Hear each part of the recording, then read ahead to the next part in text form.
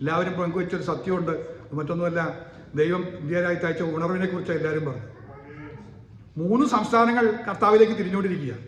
ഒന്ന് പഞ്ചാബ്, അതിൻ്റെ 12-13% പേര് സിഖുകാരും ക്രിസ്തുവിനെ പിൻപറ്റാൻ തുടങ്ങി. 2ാമത്തെ സംസ്ഥാനം ആന്ധ്രയാണ്. ആന്ധ്രയിലും ലക്ഷക്കണക്കിന് പേരാണ് കർത്താവിലേക്ക് തിരിഞ്ഞത്. 3ാമത്തെ സംസ്ഥാനം തമിഴ്നാടാണ്. ഞാൻ ആ വാർത്തകളൊക്കെ ശ്രദ്ധിക്കുമ്പോൾ ഒരു പ്രത്യേകത എടുത്തു പറയുന്നുണ്ട്. ഒരു ക്രിസ്ത്യാനിയായി എന്നല്ല പറയുന്നത്, പെന്തക്കോസ്തുകാരായി എന്നാണ് വിളിച്ച് പറയുന്നത്. അതിലെനിക്ക് അത്ഭുതം തോന്നിയത്. പെന്തക്കോസ്ത് മൂവ്മെന്റ് നടക്കുന്നതെന്ന് പറഞ്ഞത് സാമുദായിക പാരമ്പര്യ സഭകളല്ല, പെന്തക്കോസ്ത് സമൂഹമായി മാറിയെന്ന് പറയുന്നത് കേൾക്കുമ്പോൾ വലിയ സന്തോഷം തോന്നുക. 3 സംസ്ഥാനങ്ങൾ അങ്ങോട്ട് തിരിഞ്ഞെങ്കിൽ ഞാൻ പറയട്ടെ, കേരളം മടങ്ങി വരുമെന്ന് ഞാൻ പ്രതീക്ഷിക്കുന്നു. കേരളത്തിലെ ഉണർവ് വീണ്ടും മടങ്ങി വരാൻ പോവുകയാണ്. അത് ചലിച്ചുകൊണ്ടിരിക്കുന്നുണ്ട് കേരളത്തിൽ. എന്നാൽ മറ്റ് സംസ്ഥാനങ്ങളിലേക്ക് അത് പടരാൻ പോവുകയാണ്. ഒരു വലിയ പ്രതീക്ഷ എനിക്ക് വന്നു. നമുക്ക് പുതിയ ഭരണമൊക്കെ ഇവിടെ നമ്മുടെ രാജ്യത്ത് വരാൻ പോവുക. പ്രസിഡന്റ് പലപ്പോഴും ദൈവത്തെക്കുറിച്ച് പറയുന്നതൊക്കെ കേൾക്കുമ്പോൾ ഒരു സന്തോഷമൊക്കെ തോന്നുന്നുണ്ട്. അധികാരത്തിലെത്തുമ്പോൾ തലതിരിയാതിരുന്നാൽ മതി.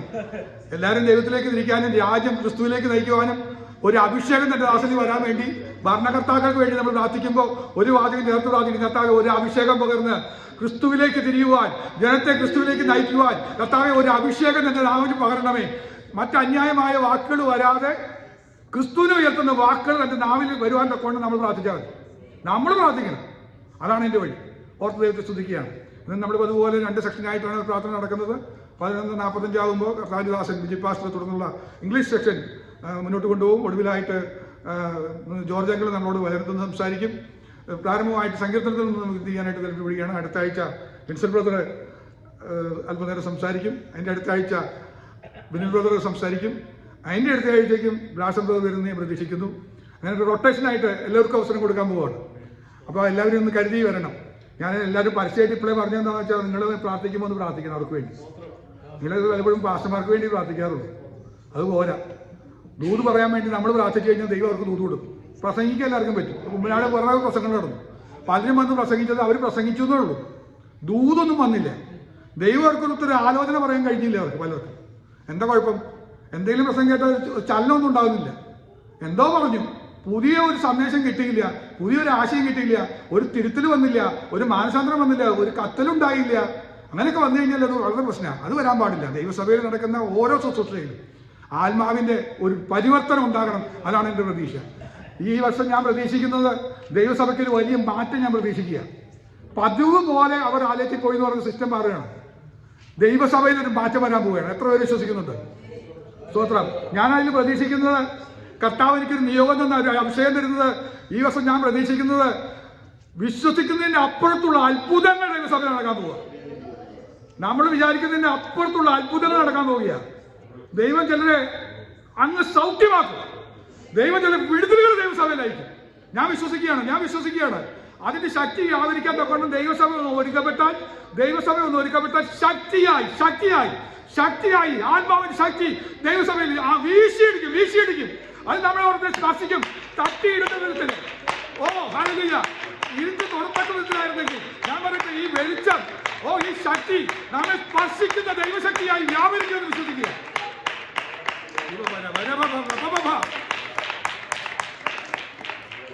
നമ്മളിങ്ങനെ പോയാൽ മതിയോ? നമ്മുടെ ബന്ധുക്കളുടെ ഇടയിൽ, ചാർച്ചക്കാരുടെ ഇടയിൽ അവരറിയുന്നേ ഇല്ല നമ്മളെ പറ്റി. സാധാരണക്കാരെ പോലെ ചിന്തിക്കുക. അങ്ങനെയല്ല ദൈവം ആഗ്രഹിക്കുന്നത്. അവരും ചിന്തിക്കണം, നമ്മുടെ വീട്ടിൽ ദൈവം വസിക്കുന്നു, നമ്മുടെ സഭയിൽ ദൈവം വസിക്കുന്നു അവർക്ക് തിരിച്ചറിയാൻ പറ്റും. ആ വിധത്തിൽ ദൈവം നമ്മളെ മാറ്റാൻ പോവുക. നമ്മുടെ വീട്ടിൻ്റെ അകത്തൊരു അന്തരീക്ഷം മാറാൻ പോവുക. നമ്മുടെ വീട്ടിലാക്കാൻ വരുമ്പോൾ അവർ തിരിച്ചറിയാൻ പോവുക, ഇവിടെ ഒരു സാന്നിധ്യമുണ്ട്. ഒരു മനുഷ്യൻ കിടന്നുറങ്ങിയെന്നേ കാട്ടില്. കഴിഞ്ഞ ദിവസം ഓർമ്മപ്പെടുത്തിയതാ. കല്ലെടുത്ത് വെച്ചിട്ട്, തലേണ എന്നും പറഞ്ഞ് എടുത്തു വെച്ചിട്ട് ഒരു മനുഷ്യൻ കിടന്നുറങ്ങിയില്ലേ. എന്നിട്ട് അവസാനം പറഞ്ഞത് എന്താ? ദൈവം ഇവിടെ ഉണ്ട്, സത്യം ഞാനോ അറിഞ്ഞില്ല. നമ്മുടെ വീട്ടിൽ വന്നു കയറുന്ന ദൈവം ഉണ്ടെന്ന് വിചാരിച്ചിട്ടൊന്നല്ല വരാൻ പോകുന്നത്. പക്ഷെ വന്നു കയറി കഴിയുമ്പോൾ അവർ തിരിച്ചറിയാൻ പോവുക, ഇവിടെ ദൈവമുണ്ട്, സത്യം. ഇതുവരെ നിങ്ങളെ കുറിച്ച് ഞാൻ അറിഞ്ഞില്ല, ഇന്ന് ഞാൻ അറിഞ്ഞു എന്ന് പറയട്ടെ. കാരണം നമ്മുടെ വീട്ടിന്റെ അകത്തേക്ക് ഒരു കോഴി വരുന്നുണ്ടെന്ന് ചിന്തിക്കേ. കർത്താവ് ഇറക്കി വെക്കാൻ പോകുന്ന ഒരു ഗോവേണി നമ്മുടെ വീട്ടിനകത്തേക്ക് ഇറക്കി വെച്ചേക്ക.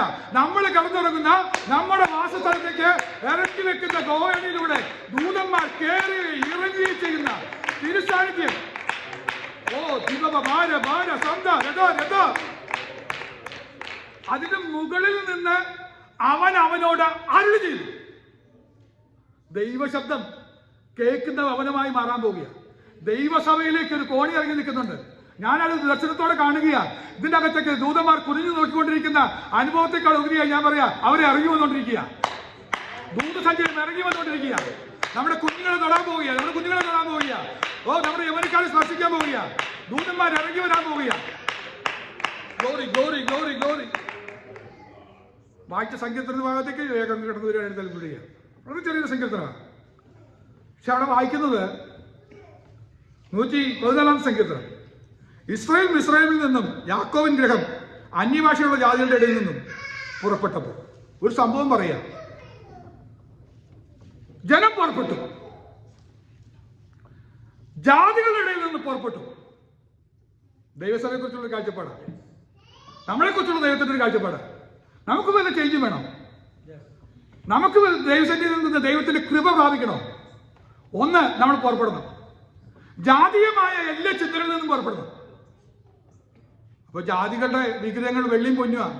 നമ്മൾ വിഗ്രഹങ്ങളെ ഒന്നും നമ്മൾ ആരാധിക്കുന്നില്ല. നമ്മൾ പറയുന്ന അതാ, ജാതികളുടെ വിഗ്രഹങ്ങൾ പൊന്നും വെള്ളിയാണ്. മനുഷ്യന്റെ കൈവേല തന്നെ. കണ്ണുണ്ടെങ്കിലും കാണുന്നില്ല, ചെവി ഉണ്ടെങ്കിലും കേൾക്കുന്നില്ല, വായുണ്ടെങ്കിലും സംസാരിക്കുന്നില്ല. അവയുണ്ടാക്കുന്നവരൊക്കെ അതേപോലെ തന്നെ. നമ്മളതുമായിട്ട് ബന്ധമില്ല, നമ്മൾ വിട്ടു. ഒരു വിഗ്രഹത്തെ നമ്മൾ വണങ്ങുന്നില്ല, സേവിക്കുന്നില്ല. അതുകൊണ്ട് നമ്മൾ വിചാരിച്ചു ജാതീയമായ എല്ലാവരും നിന്ന് വിട്ടു. പക്ഷെ വേറൊരു പ്രശ്നം കർത്താവ് പറഞ്ഞു. പറയും, പ്രാർത്ഥിക്കുമ്പോൾ നിങ്ങൾ ജാതികളെ പോലെ മാറണ്ടേ. നമ്മൾ പ്രാർത്ഥിക്കാന്ന് പറഞ്ഞു കഴിഞ്ഞാൽ എന്നും ഒരേ പ്രാർത്ഥനയ്ക്ക് വരുന്നുള്ളൂ. ഒരു നിയോഗം കിട്ടിയുള്ള ഒരു പ്രാർത്ഥന വരാൻ തുടങ്ങണം. അപ്പോഴാ പുറപ്പാട്. നമ്മൾ ആ അവസ്ഥയിൽ നിന്ന് ജാതികൾ പറയുന്ന പോലെ ഉരുവിട്ട് ഒരേ കാര്യം പറയുന്ന രീതി മാറിയിട്ട് ഇന്ന് പ്രാർത്ഥനയെക്കാളും വ്യത്യസ്തമായി കർത്താവേ, എന്റെ നാവിൽ ചില വാക്കുകൾ തരണമേ, ചില നിയോഗങ്ങൾ എനിക്ക് തരണമേ, ചില ഹേമങ്ങൾ എനിക്ക് തരണമേ. ചില ഇൻപൾസസ് എന്നിലൊന്ന് വർക്ക് ചെയ്ത് തുടങ്ങട്ടെ. സ്വർഗീയമായ ഇൻപൾസസ്. ഒന്നും കൂടെ പറഞ്ഞു കഴിഞ്ഞാൽ ഹോളി സ്പിരിറ്റിന്റെ ഒരു ടച്ച് നമ്മിൽ വന്നിട്ട് നമ്മളൊന്ന് ചേഞ്ച് ആയിട്ട് ഒന്ന് പ്രാർത്ഥിച്ചു തുടങ്ങണം. അപ്പോഴാണ് നമ്മൾ പുറപ്പെടുന്നത്. നമ്മൾ പുറപ്പെട്ടു. രണ്ടാമത്തെ കാര്യം പറയാം. ഈ ജാതികളുടെ പുറപ്പെട്ടു നമുക്ക് ചേഞ്ച് വരേണ്ട രണ്ടാമത്തെ മേഖല പറയാം. അതേതാണെന്ന് പറയട്ടെ. കർത്താവ് പറഞ്ഞു, എന്ത് തിന്നും എന്ത് കുടിക്കും എന്ന് നിങ്ങൾ ശരീരത്തിനും ജീവനും വേണ്ടിയിട്ട് വിചാരപ്പെടരുത്. അത് ജാതികളെ ചെയ്യുന്ന പരിപാടിയാണ്. എന്ത് തിന്നും എന്ത് കുടിക്കുന്നു. എന്താ കാരണം എന്നറിയോ? അവർക്കൊരു അനാഥത്വം ഫീൽ ചെയ്യുന്നുണ്ട്. അവർക്ക് അപ്പനില്ല. അവർക്കൊരു സ്വർഗീയ പിതാവുള്ളതായിട്ട് ഫീലിംഗ് ഇല്ല. എന്നാൽ നിങ്ങൾക്ക് സ്വർഗസ്ഥനായ ഒരു പിതാവുണ്ടെന്നാ ഭർത്താവ് പഠിപ്പിച്ചത്. നമ്മുടെ അനാഥരല്ല. ആരാ നമുക്കുള്ളത്? ഒരു ഹെവൻലി ഫാദർ നമുക്കുണ്ട്. ഈ ചിന്ത നമ്മൾ ഭരിക്കുന്നില്ലെങ്കിൽ നമ്മൾ ജാതികളുടെ പുറപ്പെട്ടിട്ടില്ല. മനസ്സിലായില്ലെങ്കിൽ ഒന്നുകൂടെ പറഞ്ഞുതരാം. ഭർത്താവ് പറഞ്ഞത് നമുക്കൊരു സ്വർഗീയ പിതാവുണ്ടെന്ന് നമുക്ക് തിരിച്ചറിയണം. ആ ബോധം എപ്പോഴും ഭരിക്കണം. എന്താ നമ്മുടെ സ്വർഗീയ പിതാവിന്റെ പ്രത്യേകത? ചോദിച്ചാൽ എത്ര അധികം കൊടുക്കും. അപ്പൊ എന്ത് പിടിക്കണം എന്നൊക്കെ പറഞ്ഞ് വിഷമിക്കേണ്ട വില കാര്യമുണ്ട്. ചോദിച്ചാൽ എത്ര അധികം പരിശുദ്ധാത്മാവിന് കൊടുക്കും. ലോകപ്രകാരമുള്ള അപ്പനേക്കാളും മുട്ട ചോദിച്ച പാമ്പിന് തേലിനെ കൊടുക്കുന്ന ഒരു രീതിയൊന്നുമല്ല. നമ്മുടെ അപ്പന് അധികം കൊടുക്കുന്ന അപ്പനാ. അങ്ങനെ ഒരു അപ്പനുണ്ട് എനിക്ക്. എന്റെ അപ്പൻ അങ്ങനെയാ. സ്വർഗത്തിനായ എന്റെ അപ്പൻ കൈവിടില്ല. സ്വർഗത്തിനായ എന്റെ അപ്പൻ എന്നെ ഉപേക്ഷിക്കില്ല. എന്നെ സ്നേഹിക്കുന്ന അപ്പനാ. എനിക്ക് വേണ്ടി കരുതുന്ന അപ്പനാ. എന്നെ പരിപാലിക്കുന്ന അപ്പനാ. അങ്ങനെ ഒരു അപ്പനുണ്ടെന്നുള്ള ബോധ്യമില്ലെങ്കിൽ നീ ഇപ്പോഴും ജാതികളുടെ ഇത് പുറപ്പെട്ടിട്ടില്ല. മനസ്സിലായോ? അപ്പൊ രണ്ട് പ്രധാനപ്പെട്ട കാര്യം പറഞ്ഞത്. ഒന്ന്, പ്രാർത്ഥനയിൽ ഒരു മാറ്റം വേണം. രണ്ട്, നമ്മളെ വിശ്വാസത്തിന്റെ ഒരു കരുത്ത് നമ്മൾ നേടണം. ഇങ്ങനെ നമ്മുടെ ക്രിസ്ത്യ ജീവിതം ആരംഭിക്കുകയാണെങ്കിൽ അവിടെ പറയുന്നുണ്ടോ, അങ്ങനെ അവർ വരുന്ന സമയത്ത് സമുദ്രം കണ്ടോടി. ദൈവമക്കളെ, നമ്മളൊന്ന് പുറപ്പെട്ടു പോന്നാൽ ചില കാര്യങ്ങൾ നടക്കുന്ന പറയുന്നു. സമുദ്രം കണ്ടു ഓടി.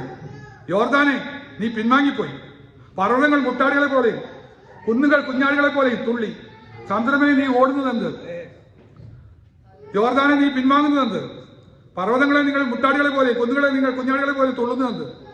ഇതൊക്കെ സംഭവിക്കുന്ന പറയുന്നു. എന്ത് സംഭവിക്കും? നമ്മുടെ മുന്നിലുള്ള പർവ്വതമൊക്കെ അതൊക്കെ കിടന്ന് കുലുങ്ങും, പേടിക്കും. എങ്ങനെ പറവൻ പേടിക്കും? നമ്മളെ കാണുമ്പോൾ പേടിക്കുമോ? നമ്മളെ കാണുമ്പോൾ പേടിക്കൊന്നുമില്ല. സമുദ്രം ഓടിപ്പോവോ? പിൻവാങ്ങി പോവോ? യോർദാൻ പിൻവാങ്ങി പോവോ? ഇതൊന്നും സംഭവിക്കാൻ ഒരു സാധ്യതയില്ല. പക്ഷെ കർത്താവ് പറയാ, നിങ്ങളൊന്ന് പുറപ്പെട്ടു പോന്നാൽ ഞാനൊരു കാര്യം ചെയ്യും. ഈ മാറ്റങ്ങളൊക്കെ വരത്തക്ക വിധത്തിൽ നിങ്ങൾക്ക് വേണ്ടി ഒരു മാറ്റം ചെയ്യും. എന്താ ചെയ്യാൻ പോകുന്നത്? ആ 2ാമത്തെ വാക്യം വായിച്ചേ. യഹൂദ വിശുദ്ധ മന്ദിരവും. നമ്മൾ പുറപ്പെട്ടാൽ, ജാതികളുടെ ഇടയിൽ നിന്നൊന്ന് പുറപ്പെട്ടാൽ, ഈ 2 സിറ്റുവേഷൻ ഒന്ന് മാറ്റിയ കർത്താവ് നമ്മെ വിശുദ്ധ മന്ദിരമായിട്ട് മാറ്റി. 1. 2, അവൻ ആധിപത്യമാക്കി മാറ്റി. വിശുദ്ധ മന്ദിരം, ദൈവത്തിന്റെ ആധിപത്യമുള്ള വിശുദ്ധ മന്ദിരം. എന്നൂടെ പറയാം, ദൈവത്തിന്റെ ആധിപത്യമുള്ള വിശുദ്ധ മന്ദിരം. എങ്ങിട്ട് പോയാലും അതിന്റെ മുന്നിലൊരു സമുദ്രം ഉണ്ടെങ്കിൽ പോകുമെന്ന് നമുക്ക് അങ്ങനെ ആകണ്ടേ? നമ്മളിനി സമുദ്രം കണ്ട് പേടിക്കുന്നവരാകരുത്. സമുദ്രം കണ്ടപ്പോൾ ഒരു കൂട്ടർ ജലം നിലവിളിച്ചു. എന്നാൽ ദൈവത്തിന്റെ ആധിപത്യവും വിശുദ്ധ മന്ദിരമായ മോശയ്ക്ക് പേടിയില്ല. അവൻ കൈ നീട്ടുമ്പോ വഴി തെളിഞ്ഞു വരുന്നത് കണ്ടു. വിശുദ്ധ പുരോഹിത വർഗം വ്യക്തവുമായിട്ട് യോർദാനെ ചവിട്ടുമ്പോ യോർദാൻ പിൻവാങ്ങി പോകുന്നത് കണ്ടോ? ദൈവമക്കളെ, നമ്മെ കുറിച്ചുള്ള ദൈവത്തിന്റെ ഉദ്ദേശമില്ല. യോർദാൻ കണ്ട് പേടിക്കരുത്, സമുദ്രം കണ്ട് ഭയപ്പെടണ്ട. നമ്മിലൊരു മാറ്റം വന്നാൽ മതി. ഈ അവസ്ഥകൾക്കൊക്കെ മാറ്റം വരും. പർവ്വതം കണ്ട് പേടിക്കുന്നവരാ. എന്നാ നമ്മളെ കാണുമ്പോ പർവ്വതം കിടന്ന് വിറയ്ക്കുന്നു. അവിടെ വായിക്കുന്നുണ്ട്, പർവ്വതങ്ങളെ നിങ്ങൾ മുട്ടാളികളെ പോലെ, കുഞ്ഞുങ്ങളെ നിങ്ങൾ കുഞ്ഞാടുകളെ പോലെ തൊടുന്നുണ്ട്. ഭൂമിയെ കർത്താവിന്റെ സന്നിധിയിൽ അവിടെ പറയാണ്, വിറയ്ക്കുക, ഭൂമി തന്നെ ഇടും. അങ്ങനെ സംഭവിക്കും. അപ്പോസ്തലിക കാലത്തുണ്ടായില്ലേ? അവര് ഒരുമനപ്പെട്ട് ഇരുന്ന് പ്രാർത്ഥിച്ച സ്ഥലം കുലുങ്ങി. അവരിരുന്നിരുന്ന് പ്രാർത്ഥിച്ചിരുന്ന സ്ഥലം കുലുങ്ങി. കാരാഗ്രഹത്തിന്റെ അടിസ്ഥാനങ്ങൾ അവിടെ ആരാധിച്ചപ്പോൾ ഇളകിയോ? ദൈവമക്കളെ, ഇതൊക്കെ സത്യമാണ്. എന്താ സംഭവിക്കാത്തതിന്റെ കാരണം? 2 കാരണമുള്ളൂ. ഒന്ന്, ജാതികളുടെ നമ്മൾ പുറപ്പെട്ടു വന്നില്ല. 2ാമത്തെ കാര്യം എന്താണെന്നറിയാമോ? വിശുദ്ധ മന്ദിരവും ആധിപത്യമായിട്ട് കൊടുത്തില്ല. ഇനി അവിടെയാണ് 2 വാക്ക് പറയാനുള്ളത്. ഒന്ന് പറയട്ടെ, നമ്മുടെ ദൈവത്തിന്റെ ആധിപത്യത്തിലേക്ക് നമ്മളൊന്ന് പോകണം. ഞാൻ പലപ്പോഴും പറഞ്ഞിട്ടുണ്ട്, ഇവിടെ ഓർമ്മയുണ്ടോ എന്ന് എനിക്ക് അറിഞ്ഞൂടാ. ദൈവത്തിന്റെ നാമങ്ങൾ ഒരു പ്രസംഗത്തിനകത്ത് കിടക്കുന്നുണ്ട് യൂട്യൂബിൽ. അന്ന് ഞാനത് പറഞ്ഞിട്ടുണ്ട്, എന്നാലും ഞാൻ ഒന്നുകൂടെ പറയാം. ദൈവത്തിന്റെ നാമത്തിന്റെ ശക്തി, അന്നായിരുന്നു പ്രസംഗ വിഷയം.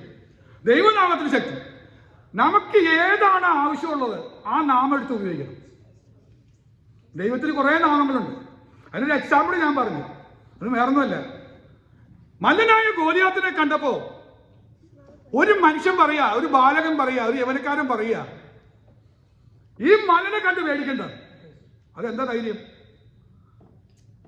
നിന്റെ കയ്യിൽ കല്ലാണോ നിന്റെ ഉറപ്പ്? അല്ല, ദാവീദ് പറയാ, മല്ലന്റെ അടുത്ത് ചെല്ലുമ്പോ പറയുന്നത്, ഞാൻ സൈന്യങ്ങളുടെ യഹോവയുടെ നാമത്തിൽ. എന്നോട് പറഞ്ഞേ, സൈന്യങ്ങളുടെ ദൈവത്തിന്റെ നാമ സൈന്യങ്ങളുടെ യഹോവാന്ന്. ഫെലിസ്ത്യ സൈന്യം മുഴുവൻ നിൽക്കുക, മല്ല വെല്ലുവിളിച്ചെടുക്കുക. ആ സമയത്ത് ആവശ്യമായ ഒരു നാമമുണ്ട്. എന്താ നാമം? സൈന്യങ്ങളുടെ യഹോവയുടെ നാമം. ആ നാമത്തിന്റെ ശക്തി ആവരിച്ചത്. എന്താ നാമത്തിന്റെ ശക്തി? ദൈവത്തിന്റെ സൈന്യം എന്ന് പറഞ്ഞാൽ എന്താ? 100 ഗുണം 100, 1000 ഗുണം 1000, ലക്ഷം ഗുണം ലക്ഷം. അങ്ങനെ സൈന്യം നിൽക്കുന്നത്. ഫെലിസ്ത്യ സൈന്യം ഒന്നും അത്ര എത്തില്ല. അതിന്റെ 10% പോലും ഇല്ല, 1% പോലും ഇല്ല. ആ ധൈര്യത്തിലാണ് ദാവീദ് പറഞ്ഞത്, ഞാൻ വരുന്നു. ഒരു നാമം എടുത്തിട്ട് വരുന്നത്, കല്ലെടുത്ത് വരുന്നതല്ല പറഞ്ഞത്. കല്ലും കവണയായിട്ട് വരുന്നത് അവർ ചിന്തിച്ച്. ദാവീദ് പറഞ്ഞു, ഞാൻ കല്ലും കവണയായിട്ടൊന്നല്ല വരുന്നത്, ഞാൻ വരുന്നത് അവരുടെ നാമവുമായിട്ടാണ് വരുന്നത്. ആ നാമം എടുത്തപ്പോ ആ നാമത്തിന്റെ ശക്തി വ്യാപരിച്ചു. നമുക്ക് എന്തെങ്കിലും ആവശ്യമുണ്ടെങ്കിൽ ആ നാമം എടുക്കണം. സൗഖ്യം വേണോ? സൗഖ്യദായകൻ എന്റെ യേശു എന്ന് പറയണം. എന്നിട്ട് ആ പദം ഉപയോഗിച്ച് പ്രാർത്ഥിക്കും, സൗഖ്യം നടക്കും. അത്ഭുതം നടക്കണോ? അത്ഭുതമായ എന്റെ യേശു എന്ന് പറയണം. ആ നാമത്തിൽ ശക്തി പ്രാപിക്കും. ഞാൻ നാട്ടിലായിരുന്ന സമയത്ത് ഓഫീസുകളിൽ പോകുമ്പോ ഒരു നാമം എടുത്തിട്ടൊക്കെ പോകുള്ളൂ. ആ നാമം ഇതാ. എന്താണെന്നറിയാമോ? ആധിപത്യം തോളിലേന്തി വരും. വായിച്ചിട്ടുണ്ടോ? അത് പറഞ്ഞ് പ്രാർത്ഥിച്ച് ഒരു 10 പ്രാവശ്യം പറയാതെ ഞാൻ പോകില്ല. എന്താ കാരണം അറിയോ? ആധിപത്യ ഓഫീസിലേക്ക് നാളെ നല്ലതല്ല, എന്റെ കർത്താവിന്റെ കയ്യിലാന്ന് പറഞ്ഞിട്ട് ഞാൻ പോകും. അപ്പൊ അയാൾ ചുറ്റിക്കില്ല, കാര്യം നടക്കും. ഒരു തടസ്സമുണ്ടാവില്ല. ദൈവമക്കളെ, ഏതെങ്കിലും വിഷയത്തിന് പോകണമെങ്കിൽ പറയണം, ആധിപത്യം തോളിലെത്തിയവനാ, ആ നാമം എടുത്തിട്ട് നമ്മൾ പോകണം. മനസ്സിലായോ? ആധിപത്യം കംപ്ലീറ്റ് പവർ അറിയില്ല, നമ്മുടെ കർത്താവിന്റെ കയ്യില. നമ്മൾ ആധിപത്യത്തിന്റെ കയ്യിലൊന്നും ഉണ്ടേ, നമ്മളങ്ങ് നിർവീര്യമാവണം. അതാ പറഞ്ഞത്, ഞാനോ കുറിയണം, അവനോ എന്നിൽ. മനസ്സിലായോ? എന്റെ കൺട്രോള് മുഴുവൻ കർത്താവാ. ആ ആധിപത്യം മുഴുവൻ കർത്താവിന്റെ കയ്യിലാണെങ്കിൽ ഞാൻ സമർപ്പിക്കപ്പെട്ട് ഒരു വിശുദ്ധമന്ദിരമായി അവൻ എണ്ണിക്കഴിഞ്ഞാൽ എനിക്കറിയാം പിന്നെ പ്രതിബന്ധങ്ങളില്ല. ഈ സംഗീതത്തിൽ നമ്മൾ ശക്തീകരിക്കുന്ന ബലം ഒന്ന് നോക്കിയേ, ആ ബലം ഒന്ന് നോക്കിയേ. ഓ ഗ്ലോറി! അവൻ പറയാ, അവൻ പാറയെ ജലതടാകവും തീക്കലിനെ നീരുറവമാക്കിയിരിക്കുന്നു. അവസാനം പറയുന്ന ഭാഗത മുന്നിൽ പ്രതിബന്ധം മാറ്റി മാത്രമല്ല, ഒരു തുള്ളി വെള്ളം വരാൻ സാധ്യതയില്ലാത്ത പാറ കൊണ്ടുകൂടി നിൽക്കുന്നത്. എന്നാൽ ഇന്ന് നമുക്ക് വേണ്ടി കർത്താവ് ചെയ്യാന്ന് പറയും, ഒരു തടാകമാക്കി ഒരു കുഴിയാക്കി തരിക. പാറ പൊട്ടിച്ച് ഒരു കുഴിയെടുത്ത് കുഴിയിൽ ഉറവ തുറന്ന് വെള്ളം നിറഞ്ഞു നിന്നു പറയുന്നേ എളുപ്പം കൊണ്ട് നടക്കുന്ന കാര്യമാണ്. പാറ പൊട്ടിച്ചൊരു തടാകം ഉണ്ടാക്കണമെങ്കിൽ എത്ര നാളെടുക്കണം, എത്ര പണിയെടുക്കണം? അതിൽ ഒരു ഉറവ കിട്ടണമെങ്കിൽ പാടെന്താ? ഒരു സാധ്യത ഇല്ലാത്തവർക്ക് നമുക്ക് വേണ്ടി എല്ലാം തുറന്നു തരാൻ ദൈവം വിശ്വസനാണ്. സ്തോത്രം. അടുത്തത് പറയാ, തീക്കല്ലിൽ നിന്ന് വരാൻ പോകുന്നത് ഫയറേ വരുള്ളൂ. ഈ കല്ലിന് പ്രത്യേകത ഒരു തുള്ളി വെള്ളം ഇല്ലാത്തതാ. സ്പാർക്കൊന്ന് മുട്ടിയാൽ മതി, തീ വരും. പക്ഷെ കർത്താവ് എന്താ ചെയ്തെന്ന് പറയോ? തീക്ക് പകരം എന്ത് ചെയ്തു? നീരുറവേ ആക്കിയിരിക്കുന്നു. നമ്മുടെ മുന്നിൽ തീ വന്ന് നമ്മളെ അടുക്കാൻ പറ്റുമോ? നമ്മളെ ദഹിപ്പിക്കാനുള്ള ചില ശക്തികൾ നിൽക്കുമ്പോൾ കർത്താവ് അതിനെ ജലതടാകമാക്കി മാറ്റി സ്ഥിതിക്ക് മാറ്റം തരാൻ ദൈവം വിശ്വസനാണ്. എത്ര പേർക്ക് വിശ്വസിക്കാൻ പറ്റും? കർത്താവേ, ഇത് തിരുവചനം, എന്നോടുള്ള ദൂത്, എന്റെ സഭയോടുള്ള ദൂത്, ഞാനിത് ഏറ്റെടുക്കുന്നു. ഇനി അല്പം പ്രയാസമുള്ള കാര്യം കൂടെ ഞാൻ പറയാൻ പോകും. അത് പറഞ്ഞില്ലെങ്കിൽ എനിക്കൊരു സമാധാനമില്ല. എന്താ പ്രയാസമുള്ള കാര്യം? ഇവിടെ പറയുന്ന വാക്കം നോക്ക്, 7-ാം വാക്യം. ഭൂമിയെ നീ കർത്താവിന്റെ സന്നിധി, യാക്കോബിന്റെ ദൈവത്തിന്റെ സന്നിധിയിൽ നമ്മളോടുള്ള ദൂതാ. നമുക്കില്ലാത്ത കുഴപ്പമാ. എന്താ ഇവിടെ പ്രശ്നം പറയുന്നത്? കർത്താവിന്റെ സന്നിധിയിലെ ഒരു വിറയല് വേണമെന്ന് നമുക്കില്ലാത്തതാ. ഈ വർഷം കൊണ്ടുവരേണ്ട കാര്യം അത് മാത്രമേ ഉള്ളൂ. ബഹുമാനിക്കുന്നുണ്ടോ നമ്മുടെ ദൈവത്തെ? വിഷമം വിചാരിക്കരുത്, എന്നോട് വിഷമം വിചാരിച്ചാലും പറ്റില്ല. പറയാം, നമ്മൾ എത്രത്തോളം ദൈവത്തെ ബഹുമാനിക്കുന്നുണ്ട്, നമ്മൾ ദൈവത്തിനെ ഓണർ ചെയ്യണ്ടോന്ന്, റെസ്പെക്ട് ചെയ്യണ്ടോന്ന് മനസ്സിലായിട്ടില്ല. ഞാൻ വ്യക്തമാക്കി തരാം. നമ്മുടെ ഫാമിലി ഡോക്ടറെക്കാളും ബഹുമാനം നമ്മുടെ കർത്താവിന് കൊടുക്കുന്നു.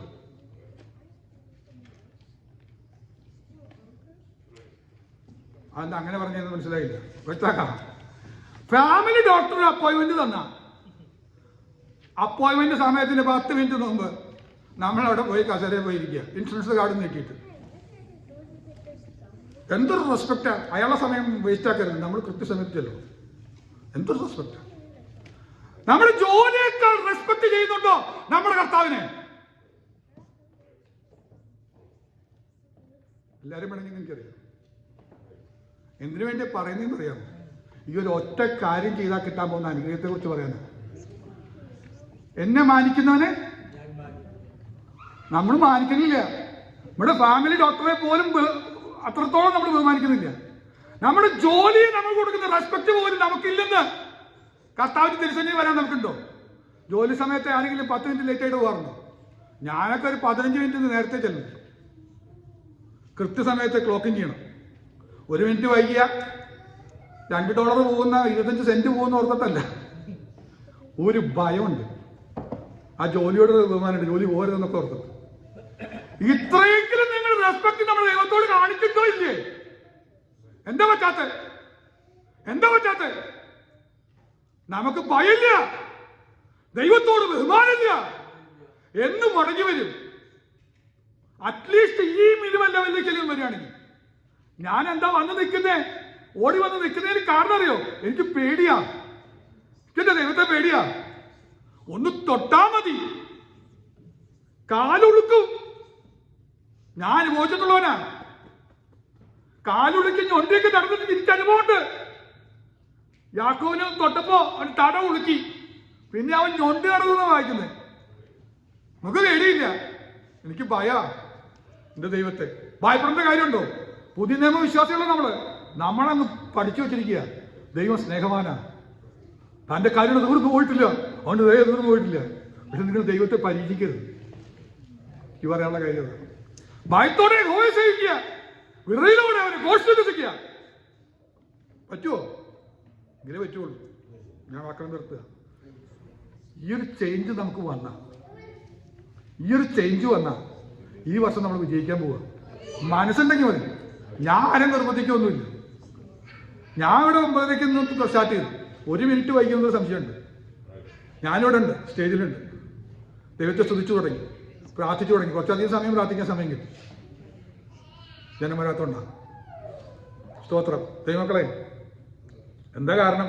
ഭയമുള്ളതുകൊണ്ടാണ്. ഇല്ലെങ്കിൽ എനിക്ക് ഭയക്കാം. നമ്മളൊന്ന് സമയം ക്രമീകരിച്ചാൽ നമ്മൾക്ക് തീരാവുന്ന കേസുകളേ ഉള്ളൂ. എല്ലാം നമ്മളൊന്ന് ക്രമീകരിച്ചാൽ ഈ ഒരു ഒറ്റ വിഷയം നമുക്ക് ഈ വർഷം തയ്യാറാക്കാൻ കഴിഞ്ഞു. ഈ വർഷത്തിലെ ഈ ഒരു കാര്യത്തിൽ നമ്മൾ മാറ്റം വരുത്തിയാൽ ദൈവസഭ വരാൻ പോകുന്ന മാറ്റം നമ്മൾ കണ്ട് ദൈവത്തെ സ്തുതിക്കും. നമ്മുടെ വചനം സത്യമാണെങ്കിൽ ദൈവത്തെ മാനിക്കുന്നവരെ ദൈവം മാനിക്കുക തന്നെ ചെയ്യും. ദൈവത്തെ മാനിക്കാനായിട്ട് തീരുമാനമെടുക്കാം. ദൈവം അനുഗ്രഹിക്കുമാറാകട്ടെ. സ്തോത്രം.